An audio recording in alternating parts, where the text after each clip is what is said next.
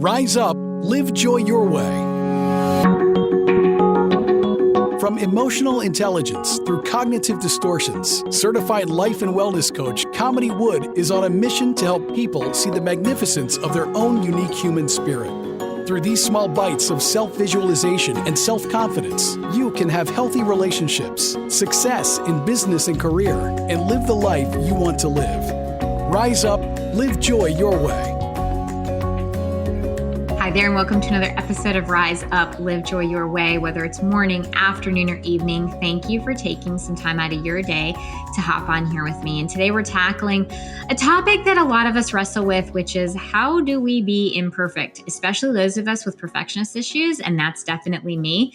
It's difficult. However, I can also say that perfectionism itself is exhausting because it keeps us in this constant loop of not enoughness. And I absolutely own the fact that that has been part of my story, because the not good enough or the not smart enough or the not accomplished enough, or I have to do it perfectly well or people be disappointed in me. It's hard. But here's the thing, perfection can't be the goal and isn't the goal. And it actually never was.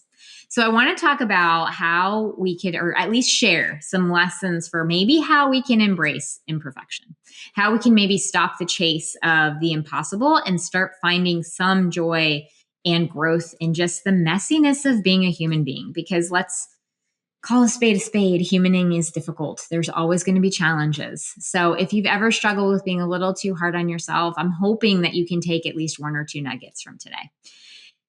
So we've all heard it. Perfection isn't a thing. It doesn't exist. But a lot of us struggle to really embrace it. And I know that I've done the same thing, right? Because we think that perfect does exist and we keep chasing it. And I think that there are pressures that we are under, and I think we get them from different areas in our life. But, you know, I would say that if perfect existed, we could kind of rest. But the truth is we're constantly chasing it because nothing is ever going to be perfect. Because those of us who are perfectionists, so we always find something wrong with it.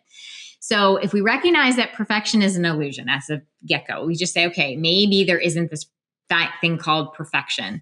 We can start running after that, and we can start focusing on maybe what actually matters, which is progress and growth and being present and actually maybe potentially living our life instead of constantly chasing something. Something that actually can be beautiful about imperfection is that it kind of connects us to each other. When you think about the people that you're drawn to, they're probably not perfect. Right? I mean, all of us have quirks. We all have flaws. We all have vulnerabilities. And all of those things make us human. And that humanness is what makes us relatable and lovable. I know that my kids laugh at me continuously. And I say laugh at, but I say it with a jovial perspective, because I don't think they're laughing at me, but actually it connects us and it makes it, I'm a human to them and they're human to me. So when we let go of this need to be perfect, we give ourselves permission to just connect with people as human beings and not this very hard to grasp place. So one of the biggest traps of perfectionism is waiting until something is perfect until we act. So for instance, we will hesitate to start on a project, or maybe we'll even continue to play with a photo and we won't post the photo on our Instagram, or maybe we're not going to share an idea because we say to ourselves, it's not ready. But if we can recognize that it's really about progress and not perfection, that's what's actually going to lead us forward. You know, when we focus on the small, consistent steps forward, that's what builds momentum. That's what allows for things to happen. And when we have that momentum, that's when lasting change will happen. So if we don't ever start, we can't ever get there. So here's the thing. Start messy. Start imperfect. Just start. Take that first step. Post the picture. Offer your idea. You know, take that very first step towards whatever project you're doing. The next thing that I want to share is that we have to embrace the actual beauty of mistakes. You know, reshaping this idea that mistakes are a period in the end of a sentence, but rather they're a comma. It's a lesson. It's like, it's saying to ourselves, okay, that was a mistake. And now what? You know, that misstep allows me an opportunity to learn and grow and to create innovations. You know, most of our breakthroughs will come from a breakdown of some sort or another. So when we look at a mistake as a stepping stone instead of the end, it allows room to no longer fear the mistake, but we actually can embrace it. And as we embrace it, it allows for it to just be part of the journey that we're on. So you can ask yourself, what did this mistake teach me? Or how can I move forward now that I have this information?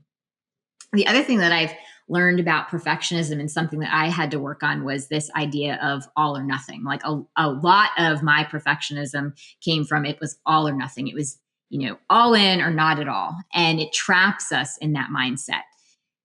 But that's not how life works. It's not black or white. There's this whole spectrum in between.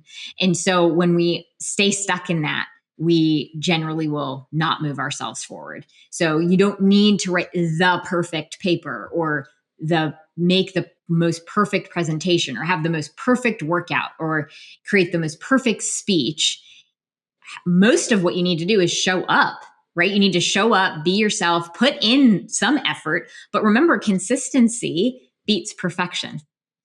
And I often say to people, it's about celebrating the wins along the way. And I'm speaking from experience on this, even if I had a small win, my perfectionism would keep me from paying attention to that win. And instead I'd look at everything that didn't go well. And it really did. It kept me from looking at even the small victories that I was having or the small accomplishes that I was having. And so getting into a habit of celebrating the small wins, whether it's, I finished the workout or even I got up and I worked out for even 10 minutes or I met the deadline or, just celebrating that you made it through a really tough day, just acknowledging your efforts. And so if you are a perfectionist and this is something that you do struggle with, I would suggest that you start celebrating your small wins throughout your entire day. Just what went well today? What is the right thing today? Because those small wins are going to build your confidence and your self-esteem. And then that's going to build your intrinsic motivation. And also it's going to allow you to recognize that things don't have to be perfect for you to be engaged in them. And then the last one that I want to share, which I think might be the thing that I had to work the hardest on and probably the most important thing for me to employ and continue to employ is self-compassion. Oftentimes with perfectionism, there's this harsh inner critic that tells us that we're not good enough or we're not worthy. But if we replace it with a voice of kindness over judgment, instead of beating yourself up when you stumble and lean into the question of, okay, what would I tell my best friend in this situation? Or what would I tell my child or a loved one? And then say those words to yourself. That is a way to work through perfectionism and for you to start embracing this idea of it's okay to be imperfect. And self-compassion isn't letting yourself off the hook or giving yourself a pass. It's about recognizing that you are a human being that is doing your very best on a daily basis. And human beings are beautifully and wonderfully imperfect. So here's the takeaway. Imperfection can actually be a gift. It allows you, one, to be human. It allows you to be relatable. And most importantly, it allows you to see that you are capable of growth. And the more we embrace imperfection and allow ourselves to just be open to being present for the progress, being here to connect with others, we actually get to experience joy and truly engage in our life. If you are struggling with perfectionism or anything else that you feel like coaching might be helpful for you to talk through and work through, by all means, feel free to book a time to speak with me at coachwithkamini.com. And until next time, stay well. Thank you for listening to Rise Up, Live Joy Your Way.